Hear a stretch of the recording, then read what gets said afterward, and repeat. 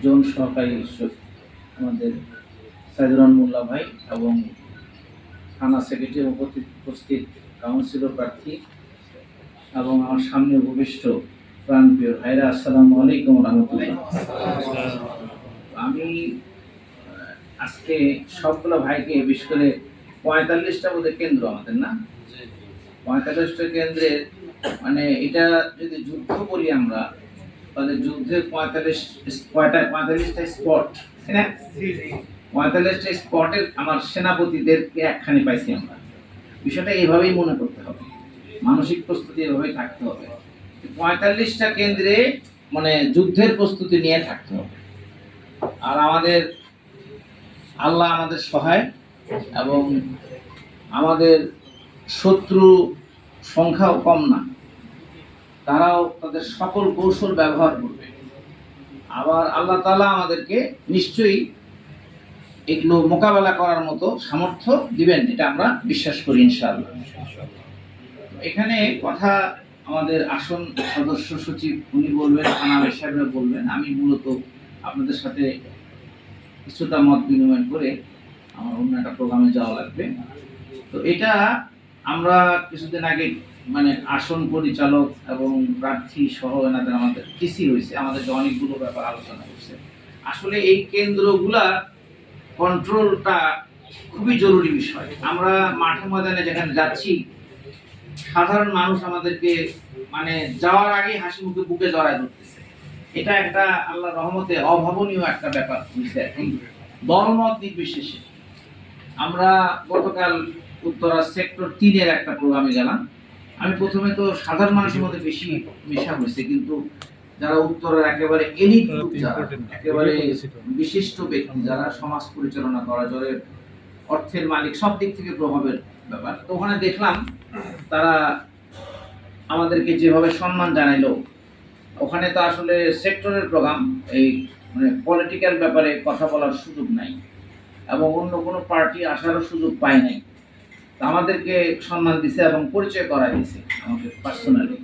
এটা আল্লাহর রহমত আর কি। এবং তারা আমাদের অন্য ওখানকার সদস্যবৃন্দ যেভাবে আমাদেরকে এই সম্মান করলেন ওনারা, আমরা আশাবাদী যে মানুষ এটা বুঝতে পারছে যে সামনে জামাতের একটা বড় সম্ভাবনা আছে। এবং যত টকশো বলেন আর যে সই বলেন, সব কিছু আলোচনার সাবজেক্ট এখন খালি জামাত। কারণ জামাত ইম্পর্টেন্ট না হলে এইটা তারা এখন করতে বাধ্য হচ্ছে। খুঁজে খুঁজে কিছু কিছু দোষ বের করার চেষ্টা করতেছে, কি বললে সাবটেস্ট করা যায়। মহিলাদের মধ্যে আমরা কাজ করতে যাচ্ছি, কিছু কিছু শুনতেছি যে মহিলাদের মধ্যে রটায় দিচ্ছে যে জামাত পাওয়ারে আসলে মহিলাদেরকে কাজ করতে দিবে না, ঘর থেকে বাড়াতে দিবে না। মানে এই ধরনের নানান ধরনের আশঙ্কা, শরিয়া আইন এই শব্দটা বইলে আর একটা ভয় দাঁড়াচ্ছে, হাত কাটা, পাথর মারা, এগুলো নিয়ে কথাবার্তা, মানে যেমনি ভয় ধারণা যায়, এগুলো মূলত মানুষের অজ্ঞতাকে কাজে লাগাচ্ছে, তাই না কথাটা? তো এখানে আবার যেহেতু আমাদের দেশের মানুষের কোরআন, ইসলামী জীবনযাপন, ইসলামী জীবন পদ্ধতি সম্পর্কে ধারণা ক্লিয়ার না, তারা ভয়ও পাচ্ছে। সেই জন্য আমাদেরকে মানুষকে ইসলামী রাষ্ট্র হয়ে যাবে এই ধরনের শব্দ তারা হয়তো গ্রহণ করার মতো ক্যাপাবিলিটি মানুষের নাই। কিন্তু আমরা বলবো জামাত একটা, আমাদের আমির জামাত যেভাবে বলতেছেন, একটা কল্যাণ রাষ্ট্র, ইনসাফ ভিত্তিক রাষ্ট্র ব্যবস্থা, একটা কল্যাণমূলক ব্যবস্থা আমরা কায়েম করতে চাই। এবং এখানে থাকবে না সন্ত্রাস, এখানে থাকবে না ঘুষ, এখানে থাকবে না চাঁদাবাজি, এগুলোর কথা বেশি বলতে হবে। হাস্যকর অনেক কথা আসে, মহিলাদের সাথে কথা বলতে যায়। আমি যখন বলতেছি যে মহিলাদের কিছু কিছু একটা মহিলা আবার জিজ্ঞাসা করবো, এটা শুনছি, আমরা বলতেছি আমরা এটা শুনছি পুরুষরা নাকি 4টা বিয়ে করার ব্যাপারে উৎসাহিত করবেন আপনারা, এগুলোও বলতেছে না, না আশঙ্কা দেখাচ্ছে। যাই হোক, মেয়েদের মধ্যে একটা দেওয়ার চেষ্টা করছে, হ্যাঁ, মানে অজ্ঞতাতেই কাজে লাগাবে। কিন্তু আমাদের কাছে খুব ব্যাপারটাকে আরো বেশি সুন্দর করে মানুষের কাছে সহজবোধ্যভাবে উপস্থাপন করতে হবে। আর আপনারা এলাকার সেনা, ওই কেন্দ্রের সেনাপতি হিসেবে এই ওই কেন্দ্রের আশেপাশের পরিবেশটায় কি কি মানে প্রতিবন্ধকতা সৃষ্টি করতে পারে, বিপক্ষ দল পেশি শক্তি, টাকার শক্তি, এই ধরনের অনেক কিছুই করবে। যেটা থানা আমির সাহেব অবশ্যই আপনাদেরকে ডিরেকশন দিবেন এবং দায়িত্বশীল যারা দিবেন। তো ওখানকার আশেপাশের যে কটা বাড়ি আছে ওই কেন্দ্রের ক্লোজ যারা, তাদের সাথে পার্সোনাল সম্পর্ক করতে হবে, যাতে করে ওই ওখানে যদি বিপক্ষ দল কোনো ষড়যন্ত্র করে বা অন্য কোনো কিছু করে, সেটা কমপক্ষে আপনার কিছু ইনফরমেশন আপনারা পাবেন ইনশাআল্লাহ, তাই না কথাটা? এখানে শক্তি প্রদর্শনের ব্যাপারটা তো পরে বাধ্য হয় আমরা করব, কিন্তু মূলত যদি সম্পর্ক তৈরি করা হয় কেন্দ্রের আশেপাশের লোকদের সাথে, যাওয়া আসা যে কোনো ভাবেই হোক, তাদের সাথে চা খাওয়া অথবা অন্য যতগুলো মাধ্যম আপনাদের মাথায় কুলায় সেগুলো ব্যবহার করা, এগুলো ব্যবহার করলে তারা কমপক্ষে ইনফরমেশনটা আপনি পাবেন, তাই না কথাটা?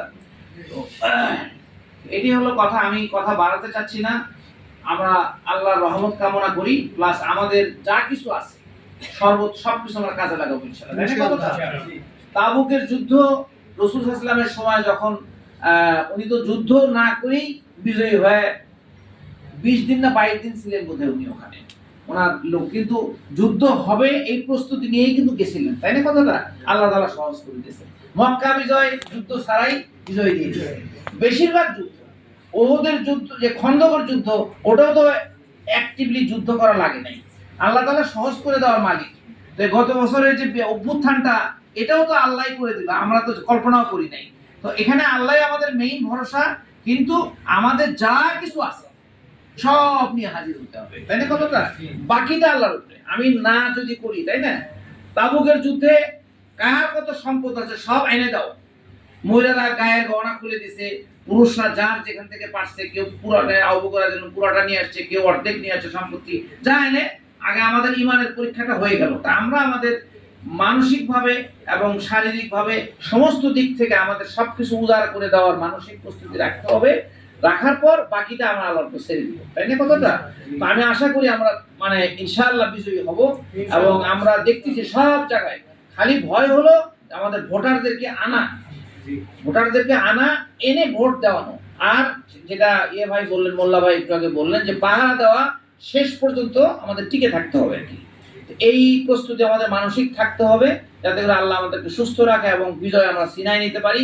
দেখলেন ঢাকা ইউনিভার্সিটি নির্বাচনের সময় কেমন করে পাহারা দেওয়া লাগছে, এখানেও ওই রকম ধরনের মানসিক প্রস্তুতি রাখতে হবে ইনশাআল্লাহ। আমি কথা বাড়াতে চাচ্ছি না, অন্যরা বক্তব্য রাখবেন।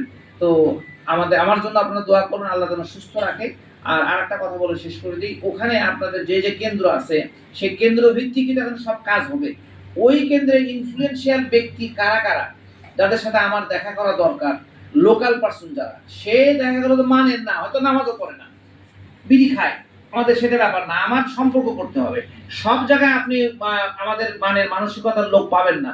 যেভাবে যার সাথে সম্পর্ক করা যায়, সে হিন্দু হোক না খ্রিস্টান হোক নাকি মানে অন্য যে কোনো কিছু হোক না কেন, আমার দরকার ওই লোকটার সাথে সম্পর্ক করা। আমরা কদিন আগে রিক্সা শ্রমিকদের একটা প্রোগ্রামে গেলাম, ওখানে অ্যারাউন্ড 300-400 লোক ছিল, মানে অনেক লোক ছিল। সে লোকটা জামাত ইসলামের লোক না, এলাকার সরকার ফ্যামিলি। দেখা গেল সে, আমি গেলাম যখন, পরিচয় করা দিল যে আশরাফ ভাইকে আমি 30 বছর ধরে চিনি, তো আমি জামাত ইসলামের ব্যাপারটা আমাদের কোনো বিষয় না, আমরা একটা ভালো মানুষ নির্বাচিত হবে, যোগ্য মানুষ চাই। উনি বেশ অনেকক্ষণ ধরে এলাকাতে বুঝালেন আর কি। তার মানে সব জায়গায় জামাত ইসলামের আইডিওলজি খাটাবো, সবাই মেনে নিবে, মানবে না। যেখানে যেভাবে সম্ভব, যে ভাই আমাদের প্রার্থী, কোনো জায়গায় প্রার্থী হাইলাইট হবে, কোনো জায়গায় আদর্শ হাইলাইট হবে, যেটা যেমনি পারেন, যে আমাদের এই যুদ্ধে ইনশাআল্লাহ জিততে হবে, তাই না কথাটা?